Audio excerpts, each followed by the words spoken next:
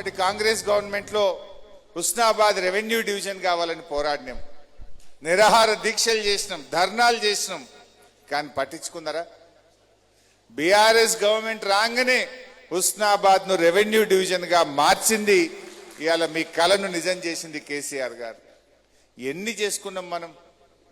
మన revenue division తెచ్చుకున్నాం, DSP office తెచ్చుకున్నాం, ఎలక్ట్రిసిటీ డిఈ ఆఫీస్ తెచ్చుకున్నాం, గౌరవెల్లి ప్రాజెక్టును పూర్తి చేసుకున్నాం, గండి మహాసముద్రం స్వయంగా కేసీఆర్ గారి వచ్చి అద్భుతంగా గండి మహాసముద్రాన్ని తీర్చిదిద్దుకున్నాం.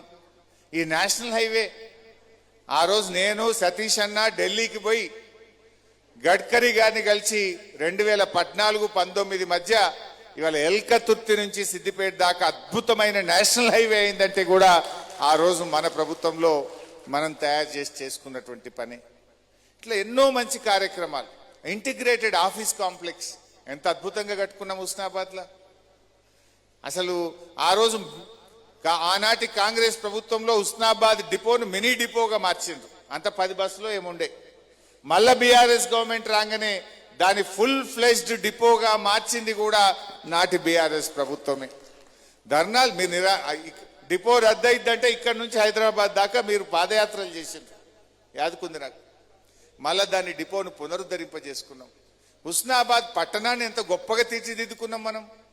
రోడ్లు కానీ అసలు గల్లీ గల్లీ మా సతీష్ అన్న అడుగుడు ప్యాకేజ్ తెచ్చుడు 30 కోట్లు, 20 కోట్లు, 15 కోట్లు ప్రతి దఫాలో హుస్నాబాద్ పట్టణ అభివృద్ధి కోసం అనేక డబ్బులు సమకూర్చుకొని ఈ పట్టణాన్ని అద్భుతంగా మనం తయారు చేసుకున్నాం.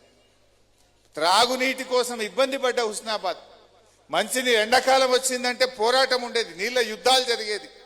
అటువంటి హుస్నాబాద్కు మరి అద్భుతంగా మిషన్ భగీరథ కింద తండాలకు గూడాలకు ఇంటింటికి కూడా త్రాగునీరు తెచ్చి అద్భుతంగా మన హుస్నాబాద్ను బీఆర్ఎస్ హయాంలో తీర్చిదిద్దుకున్నాం.